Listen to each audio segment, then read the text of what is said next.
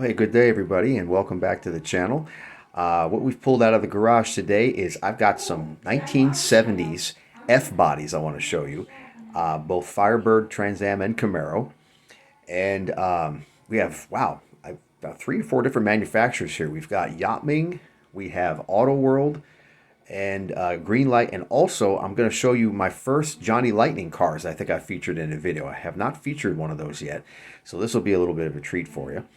And so F-Bodies, you know, by GM, this generation was produced between 1970 and 1981.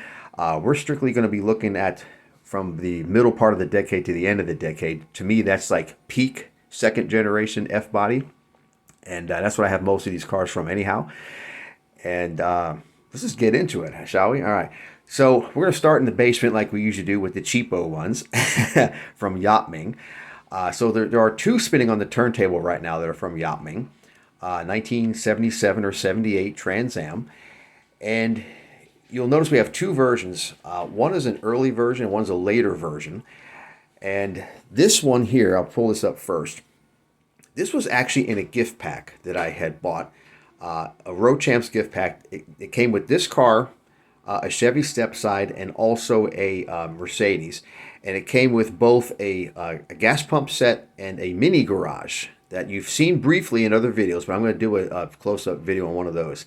But anyways, this is what I was talking about. This Trans Am from Yachming is just about perfect. I mean, this car is, and let me turn this extra light on. There we go. This car is in phenomenal condition. I mean, after all, it wasn't a package for over 4 decades. But I've looked high and low for a Yachming Trans Am that was almost perfect, and it was almost impossible. But this one is just about perfect. The only thing I've noticed that's really wrong with it is one of the doors was cast incorrectly. And so when the door is closed, you can kind of see a gap between the door and the sill. But this thing is just absolutely about as perfect as a Yachming car as you're going to find. And I'm happy that I finally found a Yachming Trans Am that was in nice shape. And I like how they did the graphic on that for the bird is really nice.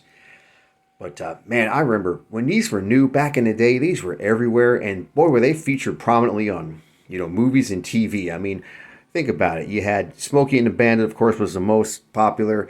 You had, you know, Rockford Files with Jim Rockford and his gold Firebird that he had. You had the movie Hooper. They had a feature of Trans Am in that. There was the final movie that Steve McQueen ever did was called The Hunter. He drove a Trans Am in that movie. It was a rented Trans Am, and then some bad guys got a hold of it, and they blew it up, and I don't think he got his deposit back. But yeah, very interesting there. All right, so this one here, this is a later Yachming version here. You'll notice the wheels are actually very different. They're much wider and also much more attractive, I think, too. You'll notice there's an absence of a hood bird on this. Now, interesting thing about this particular one, this did not come in a blister pack. This came sealed in a little plastic baggie. And the only time I've ever seen die-cast cars sealed up in a plastic bag is because it was part of a promotion with a box of cereal. So at some point in the 80s, Yachming had partnered with some cereal to provide die-cast cars to act as a surprise for the kids. Now, there's a problem with this one too. If you take a look at this grill, you'll notice how this left side looks fine, but that right side looks a little weak. The casting on this side didn't fill in all the way. So once again, we've got typical Yachming defects. But yeah, I thought that was interesting how this came in a box of cereal at some point, because this was sealed in that little plastic baggie. I like these wheels though. I kind of wish that one right there with the bird on it had these wheels. You know, I could probably buzz them apart, drill out the rivets and do that, but then I'm going to ruin the originality if I do that. And by the way, you may have noticed these doors open and close pretty good for these cheapo Yachmings. But yeah, I was pretty pleased with those, that they are as good as they are considering their, you know, relatively inexpensive construction. Okay, let's check out some more. We're going to also look at some Yachmings. Now, these are a Camaro Z28. It's about a 1980 model. You can tell by the fact it's got a slatted grill as opposed to an egg crate style grill. And Camaro is just like the Firebird in this body style, built between 70 and 81. And here's another car that featured pretty prominently in film, too. I remember Fast Times at Ridgemont High. Forrest Whitaker's character, the football star, he had one of these. And unfortunately, Spicoli trashed it and then made it look like the rival team trashed it. And then he got really mad and then kicked the rival teams behind in for them. That was a great film. But I remember my brother and I had this very car back in the 80s. You'll notice by the wheel design, this is a later 80s Yachming. They had improved their build quality by then. You know, I like the fact that they gave it separate individual pieces for the tail lamps. That was a nice touch. You know, decently done interior. This one, surprisingly, has no casting defects. The paint's actually about as perfect as you could get for a Yachming. And now this particular one came in a speeding wheels package that was sold at Woolworths. That's where you'd find these kind. And then here's its identical twin, but in red. Now, interestingly enough, this one did not come in a speeding wheels blister pack. This came in a blister pack I had never seen before. It was like a green and white package that said sports car. And I don't even remember what the brand name was associated with it, but it is a Yachming casting. You can tell very obviously by the wheels, the wheel design. Right on the bottom, it even says Yachming Camaro Z28, and it still says made in Hong Kong. This one's paint is not as nice as the yellow one. There's a couple blemishes in it, but the graphics are nice. The rest of the overall paint is nice. They did a good job with the little separate individual tail lamps in the back. And, you know, for an inexpensive casting, it really isn't all that bad. And I was happy to find, you know, two of those in different colors. That was a nice little treat. And I got them for very good money because, you know, these Yachming cars, they really shouldn't command that kind of money. I'll tell you about another Trans Am that I've seen in Yachming. BJ and the Bear. You may remember that film. There's also, I think, a TV series. Well, there's a gift set out there that has the Kenworth truck and a trailer and also the Trans Am from Yachming. It's sold in like a Road Champs package. And I saw some maniac that wanted $325 for that set. And I say, yeah, in no universe is a Yachming worth that kind of money. Okay. Let's move on. What one should we do next? Let's do the Auto Worlds next, okay? So this is a 1976 Trans Am that they do. Very nicely detailed, as you know, is to be expected from Auto World. And it's interesting to note that they came out with the black and gold package the year before 1977 when the Burt Reynolds movie came out, Smokey and the Bandit. This was called the Y82, I believe, was the package they called this. So they actually offered this on the Trans Am for the first time in 1976. And believe it or not, they're actually kind of hard to find. The Bandit Trans Ams are a little easier to find than these 1976 models. There was a movie that featured one of these cars. There was a 1978 movie called The Driver. It starred Ryan O'Neal and Bruce Dern. And in the very last chase, the veteran character actor Rudy Ramos has hired this young kid to be a driver to help him steal the lady's purse that has an important key in it. And the kid has a 1976 Trans Am that's painted silver, and the face of it looks like a shark. And let me tell you something, it's a very good movie. It's directed by Walter Hill. Very good movie. You should check it out sometime. It's got some great chase scenes in it. And that final chase scene between the Trans Am and the Chevy stepside, it's got a mean rake and a lot of California add-ons, I call them. It's a pretty sweet chase. So you'll enjoy it. This has an opening hood, but it's one of those ones that won't stay open. So I'm going to have to hold it for you just like I did on some prior cars. There you go. You have your... this could have had up to a 455. It was not a SD version. It was just a regular 455, almost like the kind you'd find in like a Bonneville. But yeah, you can still get the 400, of course, as well. But yeah, it's a very sharp model. And then we have the white version right here. 1976 Trans Am with either a 400 or 455 under there. Now, of course, love the shaker hood on these. Can't go wrong with that.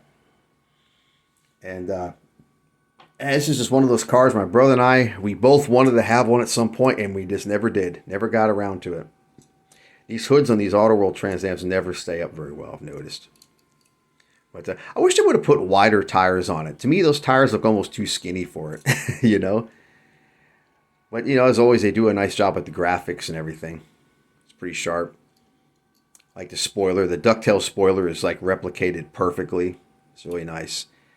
And I like how they even put the tiny little engine call-out graphic. I cannot read it. Man, my eyes are just not that good anymore. And I got one little minor paint blemish on the roof there. I think it came out of the package like that. That happens sometimes. Okay, now I'm going to show you some later 70s Johnny Lightning versions. Let's start with this one. This one has an opening hood, but unfortunately I can't get it open. It's just too tight, and I don't want to damage the paint. So we'll just look at it this way. I've got a 79 Trans Am sitting there that does have the hood open. I'll show you what the engine looks like. It's the same engine as in this one. So this is a 78 Trans Am by Johnny Lightning, finished in, I believe it's called Bimini Blue. Now, you know, Johnny Lightning, they make some pretty decent cars, but they don't do as good a job as Auto World does, and also Greenlight. And one of the reasons why you may notice is, you see the spoiler? The spoiler is a separate piece, and it's kind of ill-fitting. It's not that good. But I do like the fact they gave it individual panels for the T-tops, and they're kind of like smoked over, tinted, which is really sharp. Contrasting gray interior is really nice, and I love the graphics. I mean, look at that. The classic Screaming Chicken, as it's affectionately called by the enthusiasts. Looks really good. The Trans Am call out on the side there. I like his wheel design too. It's kind of a generic wheel design. It's not really replicated after an actual Firebird or Trans Am wheel, but it's actually a pretty nice looking wheel. And the tail lamps are done. This is incorrect though. These little, I don't know why they put those little red reflectors on the bumper. Trans Am's never had that. Trans Am graphic on the ducktail spoiler is pretty good. And they even put the little Firebird there on the pillar, which is very hard to see. It's so small, but geez, just the fact they took the time to do it is actually pretty nice. All right. Now we got a 79 model. And now this one actually has some Pontiac rallies replicated on it, which are very nice. And they even took the time to add some body color to it. I don't remember what shade of blue this is, but it's different from that Bimini blue I just showed you. And the hood just closed. And I'll bet you I'll never get it back open again, but it's all right. You know, once again, they did the individual panels for the T-tops. You got the individual piece for the ducktail spoiler. And Johnny Lightning makes a lot of these. They make a lot of different versions. I mean, you would probably go broke trying to collect them all, to be honest with you. Yeah, this is really pretty. You got the nice Screaming Chicken on there. And then 79 was the first year that they did this front end with the individual pod headlamps. You know, let me tell you a interesting story. I read about this. So you remember they had that gold Firebird featured on the James Garner TV series, The Rockford Files. And what they would do is they were taking what was called a Firebird formula that had all the handling goodies that you'd find on the Trans Am, but without all the wings and graphics and spoilers. And what they would do is they would take even the few things it had on off. They'd remove the ducktail spoiler and they'd paint it that color gold. And I can't remember the name of that gold. It wasn't solar gold. It was a different shade of gold. But anyways, it was basically under the skin a Firebird formula. And James Garner loved that car because he said it was probably the best handling American car that they had at the time. So when the 1978-79 season was going to debut, because in the fall of 78 is when the 79 went on sale, which is when also the Rockford Files new season would have started around that same time. They showed James Garner the new Firebird, and he hated it. He hated that front end. He thought it was ugly. He did not care for it at all. He didn't mind the back end so much, but he hated that nose. Absolutely couldn't stand it. And he said, if it's all right with you, I'll just keep driving this 78 model. And they said, okay, Jimmy, it's your show. We'll let you do it. So for that final season, James Garner stuck with the 78 Firebird formula that was dressed up like an Esprit. But yeah, that's a little tidbit I found out. So I can get that hood back open again. Yeah, there it goes. This one I'm able to tap open. You just can't do it on the other one. It's too tight. So they did a pretty decent job with the color and the shaker hood and everything. It's really cool. Yeah.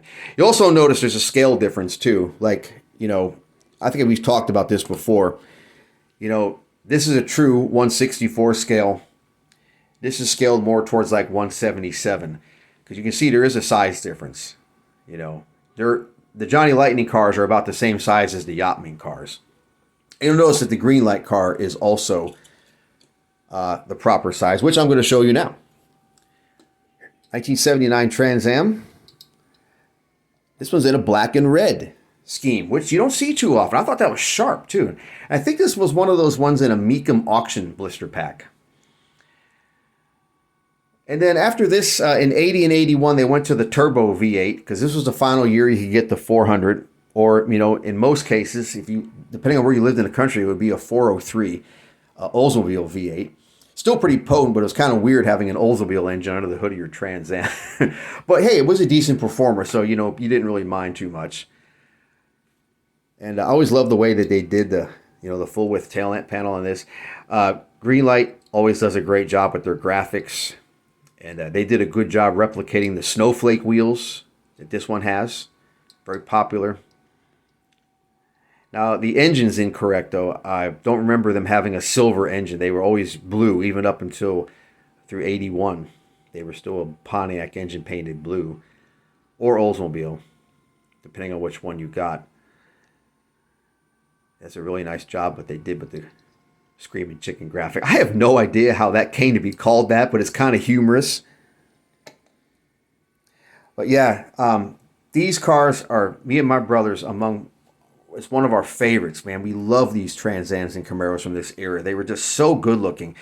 And, you know, the fact that they were produced for so long, I mean, what is that, 1970 through 81? It's like 12, 13 model years almost. It's a long time. They were very popular. You know, they sold a bunch of these, and boy, you know, you can't find them because so many of them were abused in so many ways. But there we go. Late 70s F bodies, Trans Am and Camaro. Hope you guys enjoyed it. And this video ran a little longer, probably because I had so many cars to show you. But that happens sometimes. But anyways, enjoy yourselves, and we'll see you in the next video.